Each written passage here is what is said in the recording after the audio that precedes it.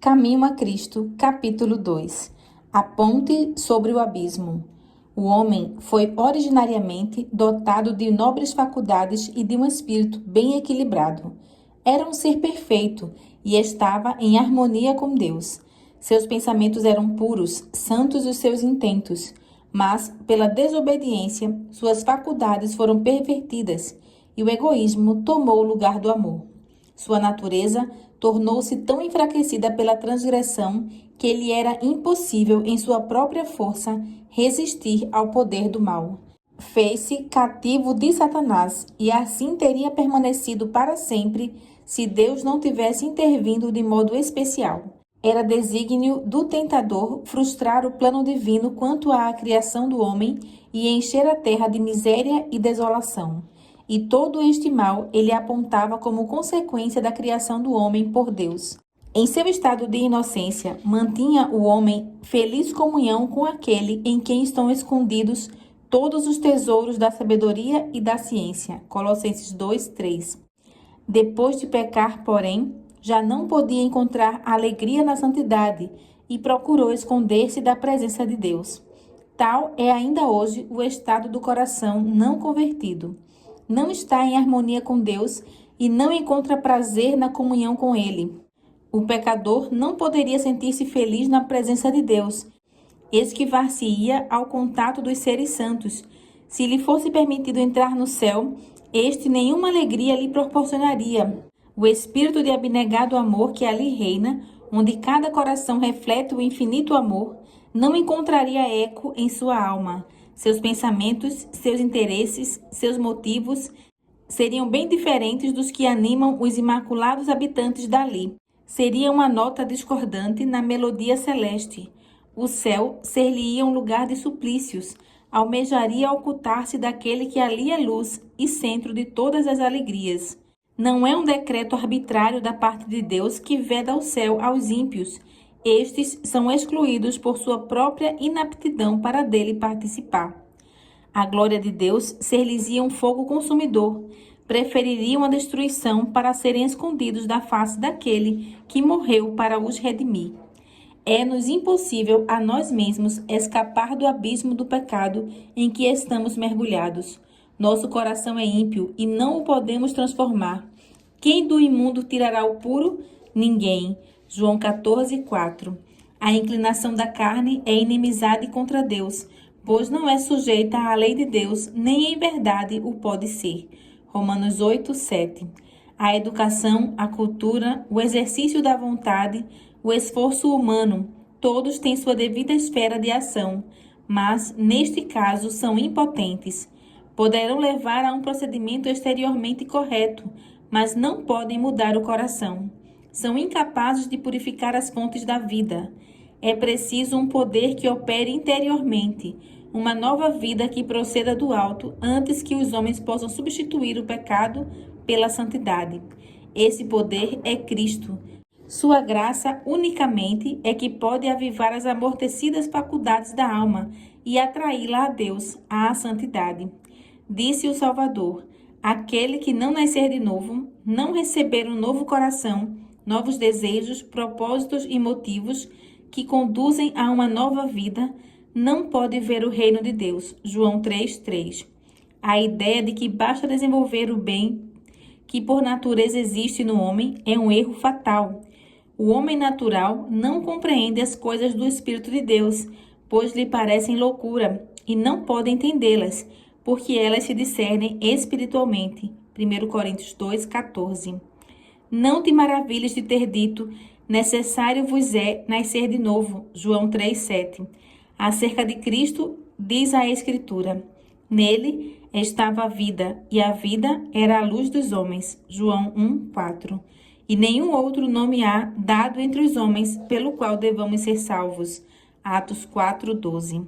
Não basta percebermos a benignidade de Deus, vermos a benevolência, a ternura paternal de seu caráter. Não basta reconhecermos a sabedoria e justiça de sua lei, e que ela se baseia sobre o eterno princípio do amor. Paulo, o apóstolo, reconheceu tudo isso quando exclamou: consinto com a lei, que é boa. A lei é santa e o mandamento santo, justo e bom.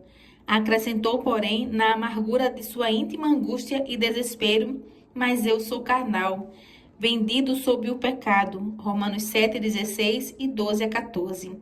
Ansiava a pureza, a justiça, as quais era impotente para alcançar por si mesmo, e exclamou: Miserável homem que eu sou, quem me livrará do corpo desta morte? Romanos 7:24. Tal é o brado que tem subido de corações oprimidos, em todas as terras e em todos os tempos. Para todos, só existe uma resposta: eis o Cordeiro de Deus que tira o pecado do mundo. João 1:29. Muitas são as imagens pelas quais o Espírito de Deus tem procurado ilustrar esta verdade e torná-la clara às almas que suspiram por serem libertas do peso da culpa. Quando, depois de seu pecado de enganar a Esaú, Jacó fugiu do lar paterno, ficou abatido pela consciência da culpa. Solitário e desterrado como se achava, separado de tudo que lhe havia tornado preciosa a vida, o pensamento que acima de todos os outros lhe oprimia a alma era o temor de que seu pecado o alienara de Deus e de que fora rejeitado pelo céu. Com tristeza, deitou-se para repousar sobre a terra nua, tendo em volta de si apenas os solitários outeiros e sobre si o céu resplandecente de estrelas. Quando dormia, estranha luz lhe feriu a vista. Eis que do plano que estava deitado, amplos e sombreados degraus pareciam erguer-se até as próprias portas do céu, e sobre eles anjos de Deus subiam e desciam. Enquanto da glória acima ouviu a voz de Deus em uma mensagem de conforto e esperança. Assim foi revelado a Jacó o que lhe podia satisfazer a necessidade e anseios da alma, um Salvador. Com alegria e gratidão, viu revelado um meio pelo qual ele, pecador, poderia ser restituído à comunhão com Deus. A mística escada de seu sonho representava Jesus, o único meio de comunicação entre Deus e o homem.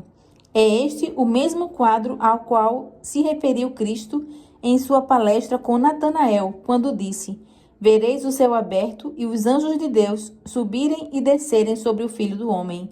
João 1:51. Apostatando, o homem alienou-se de Deus.